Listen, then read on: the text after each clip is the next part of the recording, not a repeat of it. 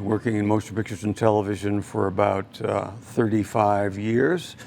And I was privileged to do an episode of the show Voyager, Star Trek Voyager, up here in Lone Pine. It's not a Western, but we took outer space to Lone Pine. Voyager, like most of the Star Trek shows, primarily lives on a soundstage. I mean, outer space is on stage 18. They wanted to come up to Lone Pine because they wanted a show that had scope. The episode was about the entire ship being hijacked by bad guys and the entire crew being left on this desolate planet to fend for themselves. They didn't have the scope in the sound stages to do that, so they came up here because they liked the look and they were familiar with the history and they thought they could get some exciting visuals.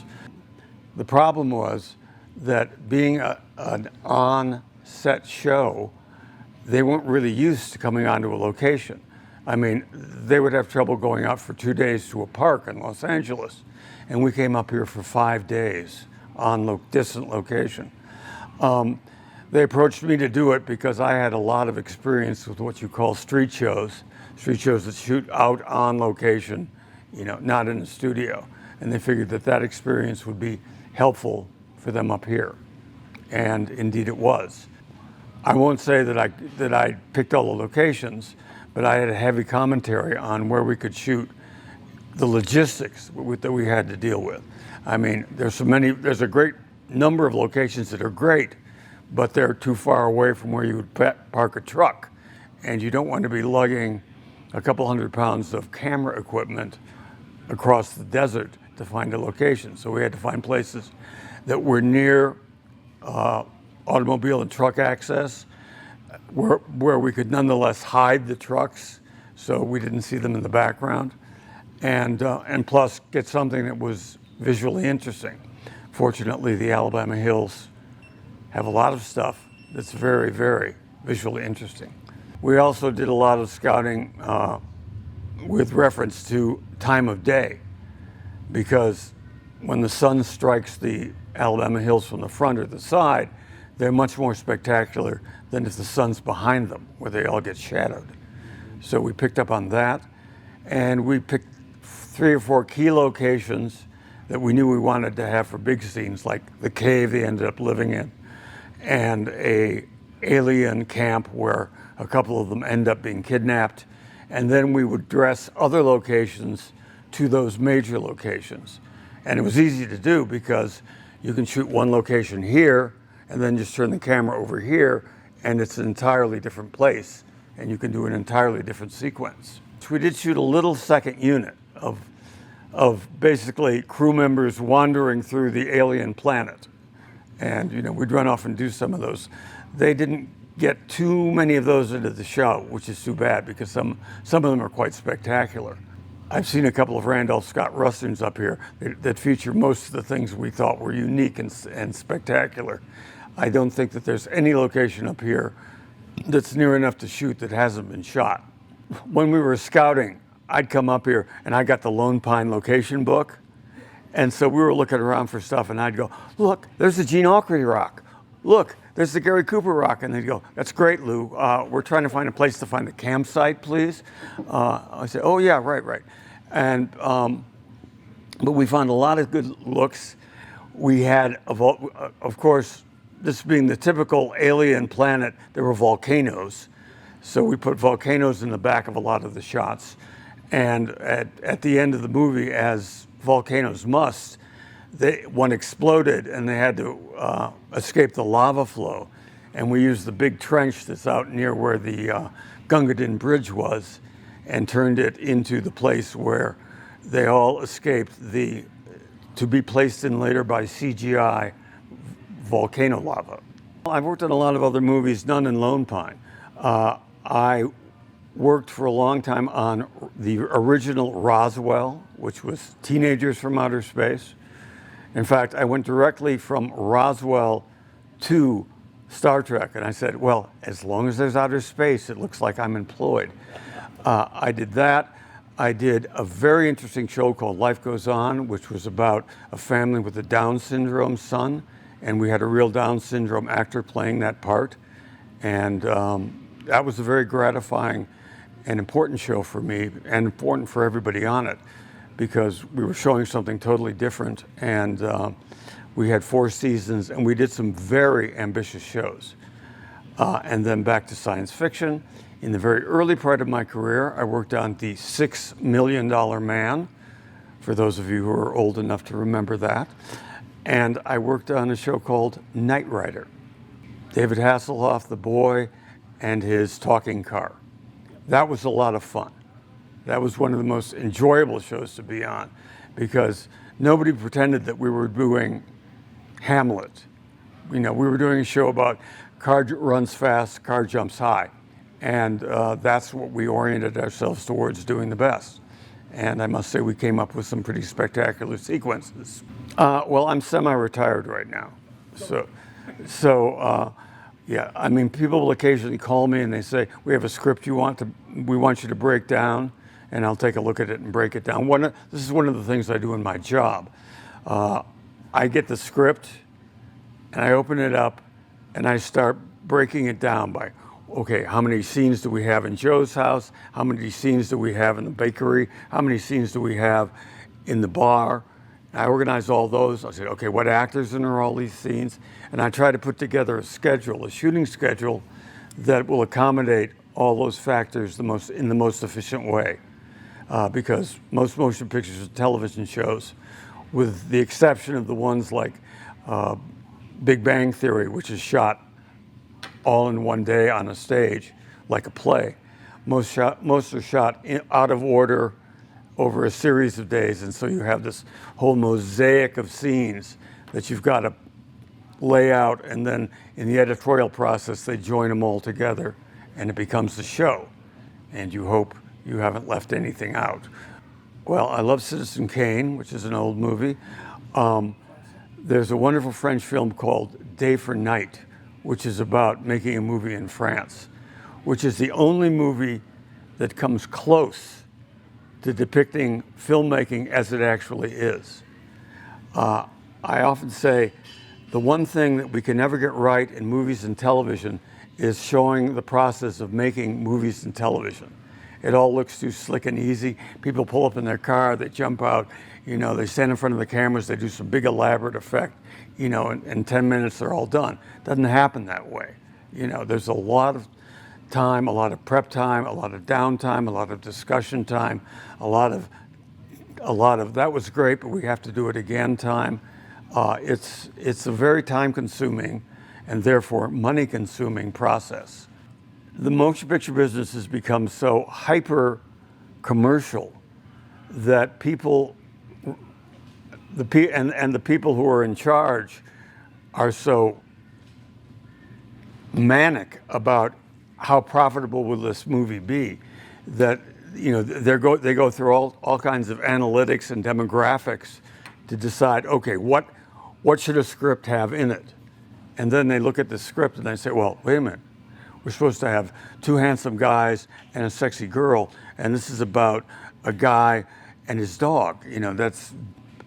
That's got to go to a different place. And it's tough for writers to sort of break through. And the successful writers generally have to sort of play the game for a while. In other words, okay, I have to write semi-generic scripts about semi-generic things, and once I sell a few of those and become bankable and people trust me, then I can start doing something that's a little bit more off the wall. Now, that's sort of the major filmmaking story. In the independent world, it's a matter of going out and getting somebody to trust you to spend their $1 million, and then you can go make a smaller film, like Nomadland or Parasite, which were interesting smaller films that probably would not have been made by a major studio because they would have thought they were too risky. The major studios are sort of into hitting home runs. So they want another Spider-Man. They want another Batman. They want a piece of a franchise. And often that works, sometimes it doesn't. But they're a little bit more adverse to making a smaller picture. What I said about writers also applies to directors. The directors are want to say, okay, I want to make this my vision. This is my vision I want to make. And the studio says, that's great, but here's what we'd like to see in this show.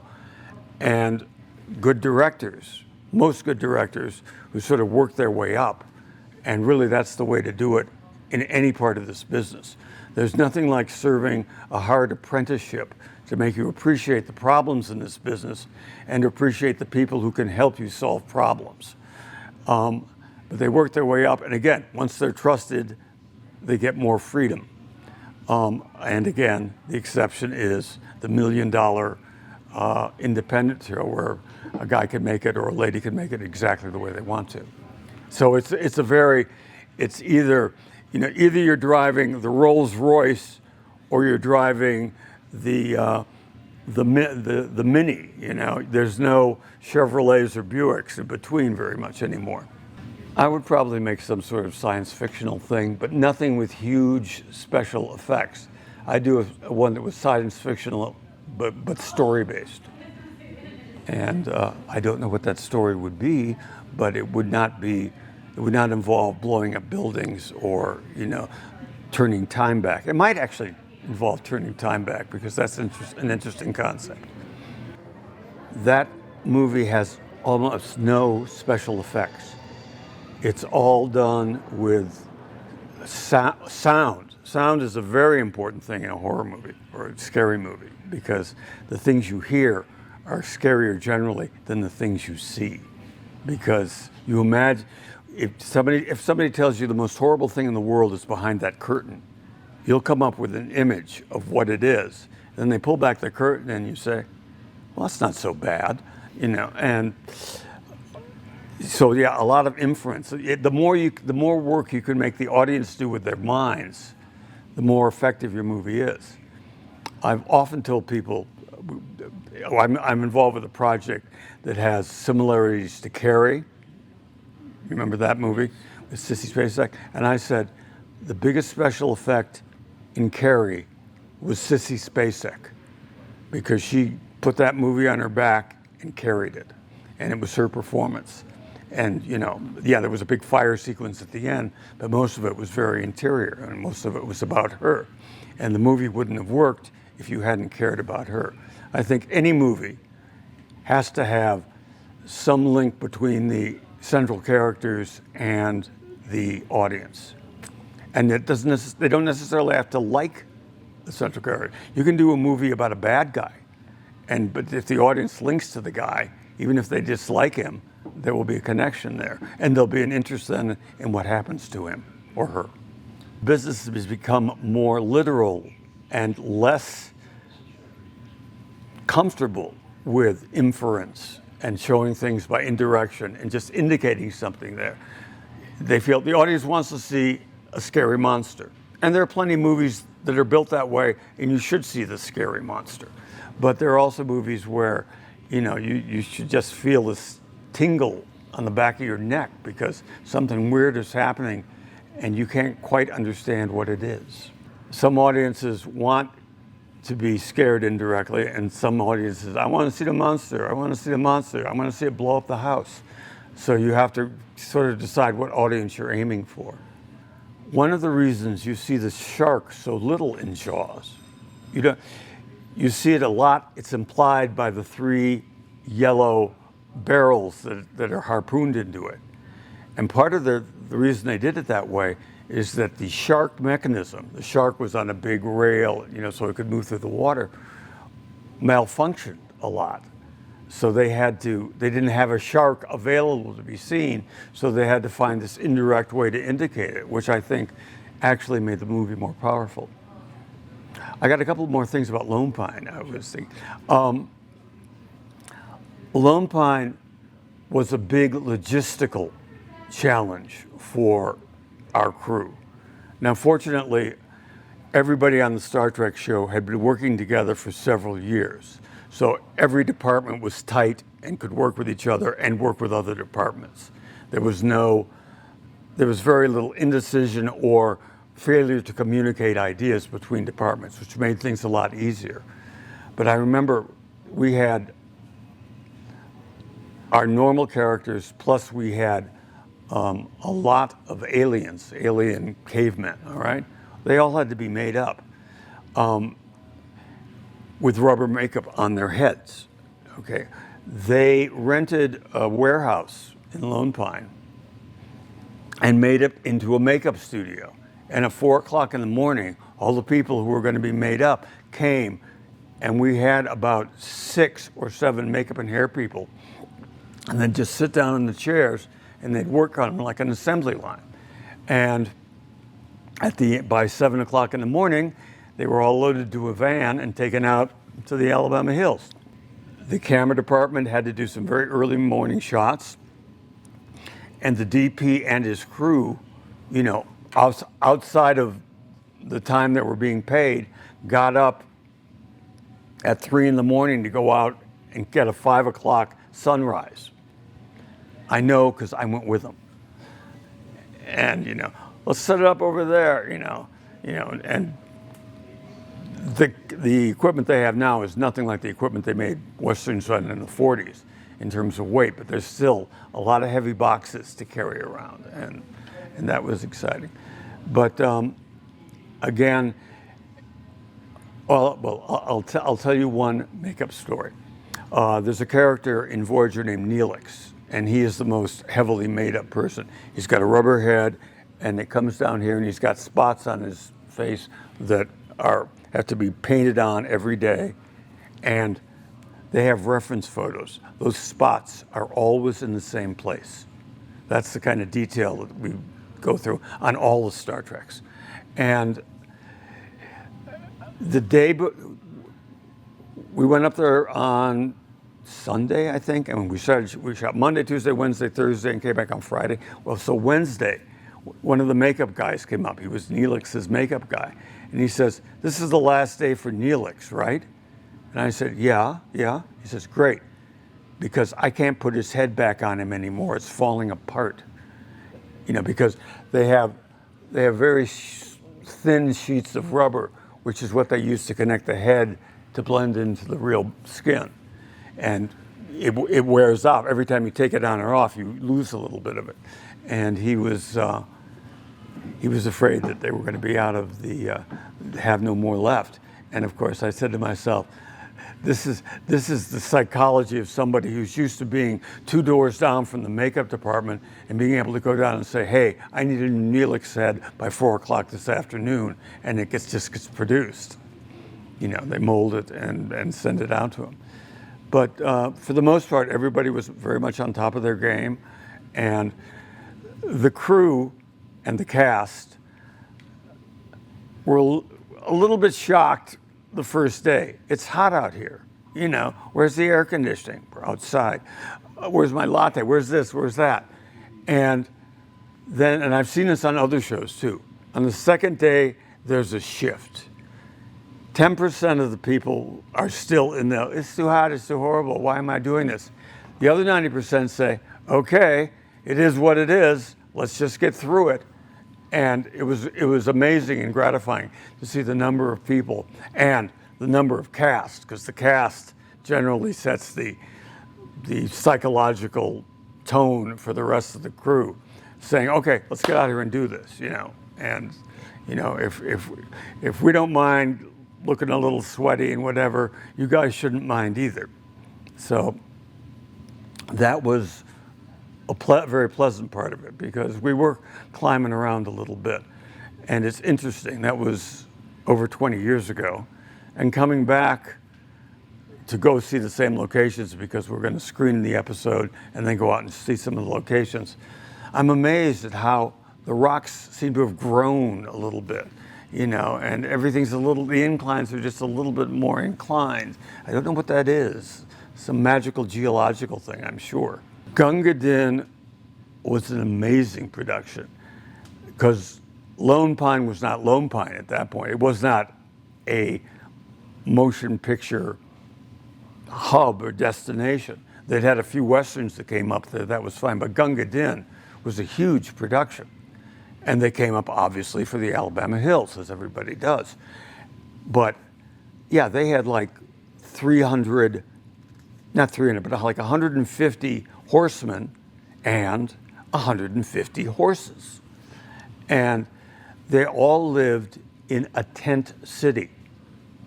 That includes Cary Grant and Victor McLaughlin and Douglas Fairbanks Jr. and Sam Jaffe and everybody else. The actors lived in a tent city, as did the director.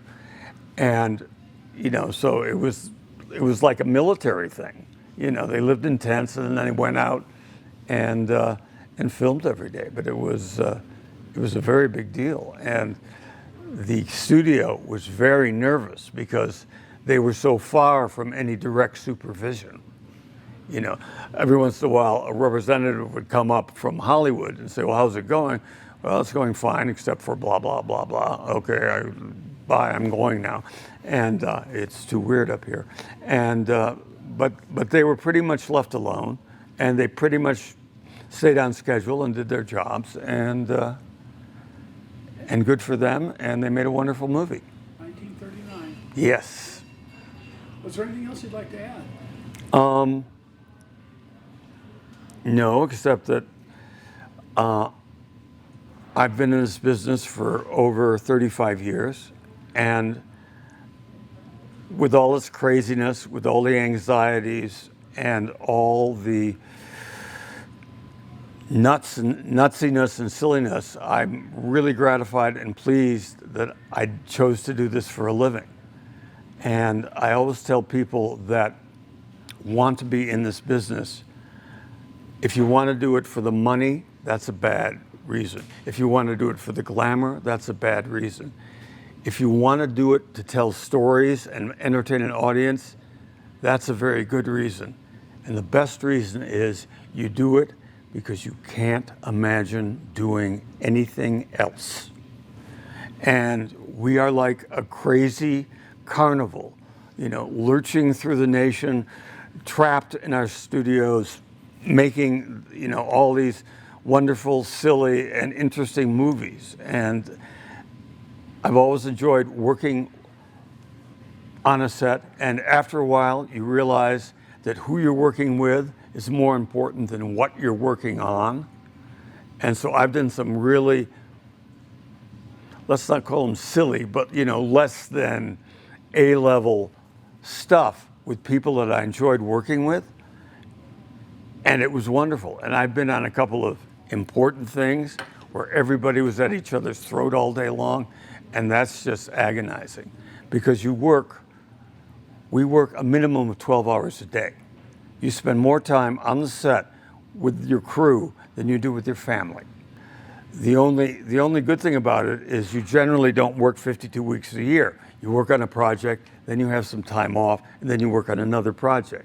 However, that time off is the time when you're sitting there saying, how come the phone's not ringing? Everybody's forgotten about me. I'll never get another job. So it's not like peace and tranquility.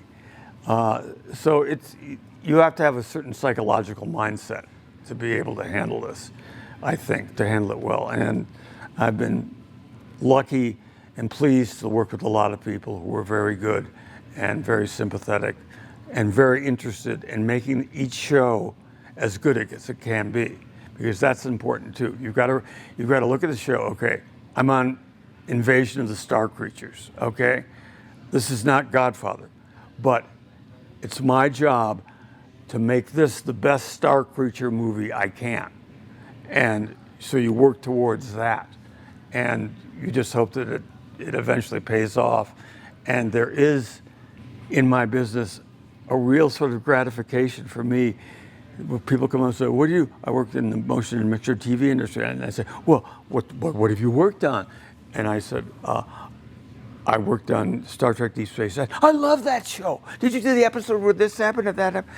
And, you know, they're really excited. And I'm saying to myself, wow, all that stupid stuff we were doing on stage really paid off and people really enjoy it.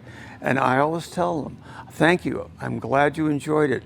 80 people worked very hard to make that the best show they could for you. That's my benediction for all the people who work in the motion picture industry. I did the last Western series that was ever made at Universal. It was called Sarah, and it was about a schoolmarm in the Old West.